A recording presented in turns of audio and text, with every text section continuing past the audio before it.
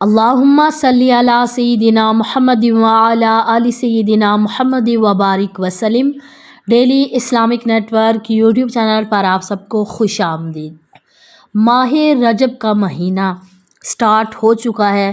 اس مہینے کی کتنی زیادہ برکتیں ہیں، اس مہینے میں کتنے روزے رکھنے چاہیے، ان کا کتنا ثواب ہے اور اس مہینے کی فضیلت کتنی ہے۔ سب سے پہلے دیکھیں کہ جو حرمت والے مہینے کون سے ہوتے ہیں کہ جن کا احترام کیا جاتا ہے، عزت و اکرام کی جاتی ہے۔ پہلے جب حکم آیا کہ حرمت والے مہینوں میں جنگ نہ کی جائے، جنگ سختی سے منع تھی، لیکن وہ حکم منسوخ ہو گیا۔ اس کے بعد پھر اجازت دے دی گئی کہ ان مہینوں میں اگر کسی بھی ملک پر کفار کی طرف سے حملہ ہو جائے یا جب جہاد فرض ہو جائے تو پھر کیا کریں کہ آپ جہاد کر سکتے ہیں، جنگ جاری رکھی جا سکتی ہے۔ بعد میں پھر وہ منسوخ ہو گیا تھا۔ لیکن یہ عزت والے مہینے کون سے ہیں؟ جن میں رجب بھی شامل ہے۔ ایک دفعہ میں آپ کے ساتھ ایک واقعہ شیئر کرتی ہوں۔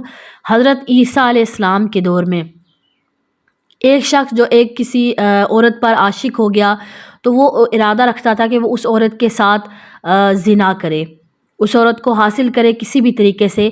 تو اس نے کیا کیا کہ اس عورت کے ساتھ جب غلط کاری کا اس نے ارادہ کیا تو کہیں پر شور مچا کہ رجب کا چاند نظر آ گیا ہے، رجب کا چاند نظر آ گیا۔ جب اس نے یہ سنا کہ رجب کا چاند نظر آ گیا اور وہ غلط کاری سے باز رہا کہ رجب کے مہینے کی عزت کی وجہ سے، احترام کی وجہ سے وہ باز آ گیا، تو اللہ تبارک و تعالی نے جب عیسیٰ علیہ السلام اللہ تعالیٰ سے ہم کلام ہوئے تو فرمایا کہ فلاں شخص سے کہنا کہ رجب کے احترام کی وجہ سے اللہ تعالیٰ نے اس کی بخشش کر دی ہے۔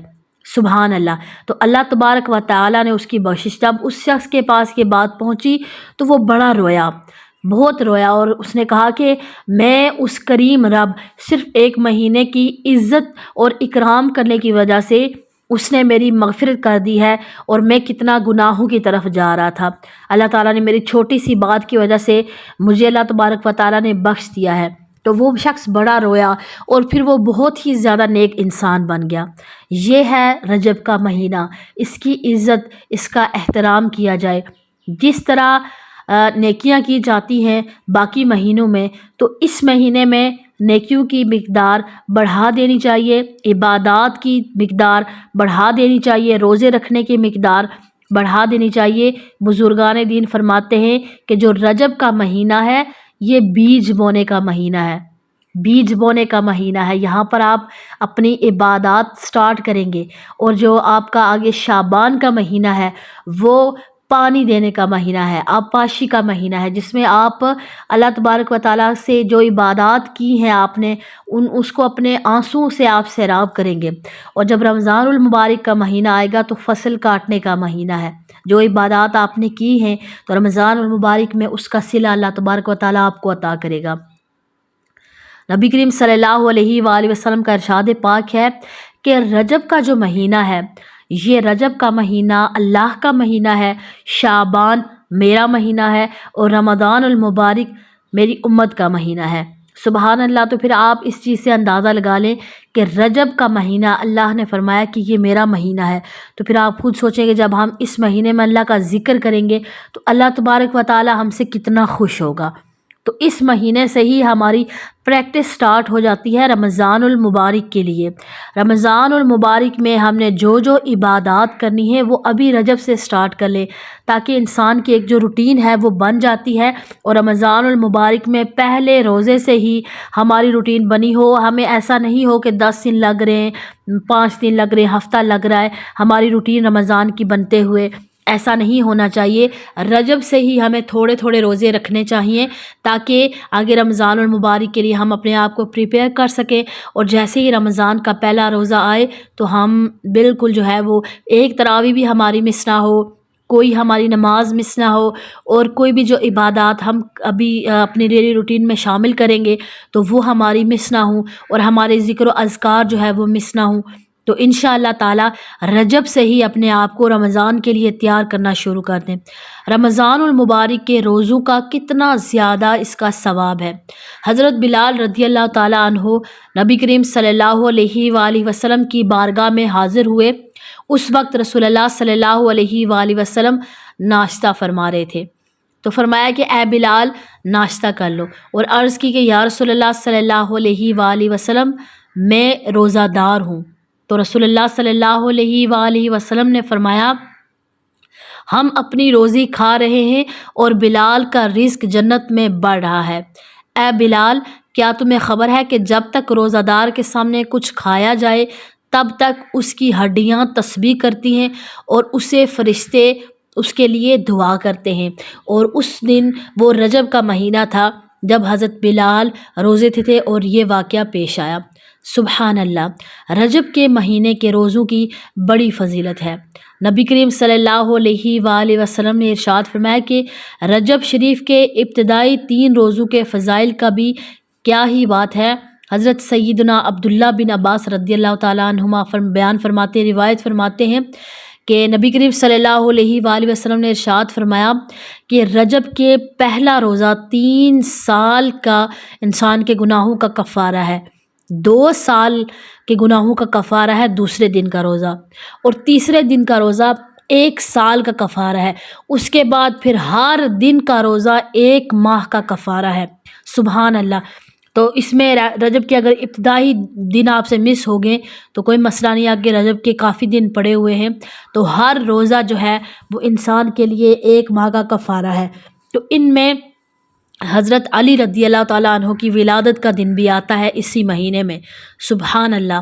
اور اس کے بعد 27 رجب کو اللہ تبارک و تعالیٰ نے نبی کریم صلی اللہ علیہ وآلہ وسلم کو معراج پاک نصیب فرمائی، جو کسی نبی کو نصیب نہ ہوئی تھی۔ اس میں بہت زیادہ ثواب ہے۔ حضرت سیدنا عمر بن زبیر رضی اللہ تعالیٰ عنہ اور حضرت سیدنا عبداللہ بن رضی اللہ تعالیٰ عنہ سے پوچھا گیا کہ کیا نبی پاک رجب المرجب میں روزے رکھتے تھے؟ ارشاد فرمایا کہ ہاں، اور اسے اہمیت بھی دیتے تھے۔ سبحان اللہ۔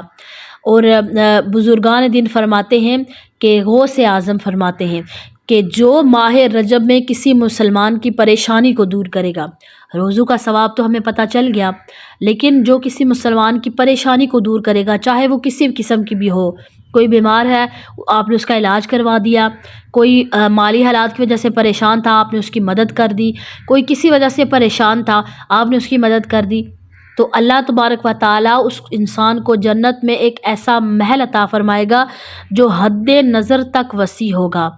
جب تم رجب کا اکرام کرو گے تو اللہ تبارک و تعالیٰ تمہارا اکرام فرمائے گا۔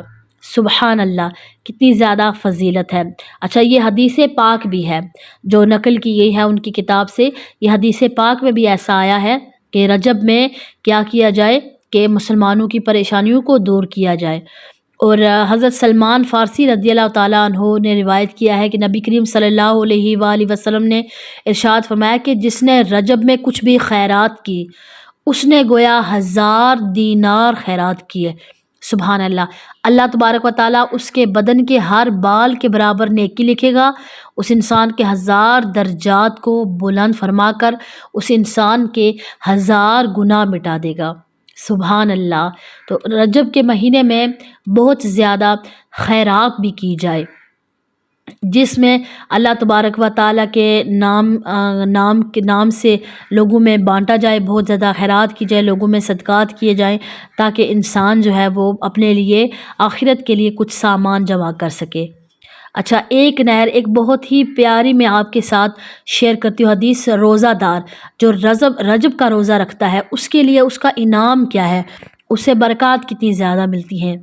ایک جنتی نہر ہے، جنتی نہر جس کا نام ہے رجب۔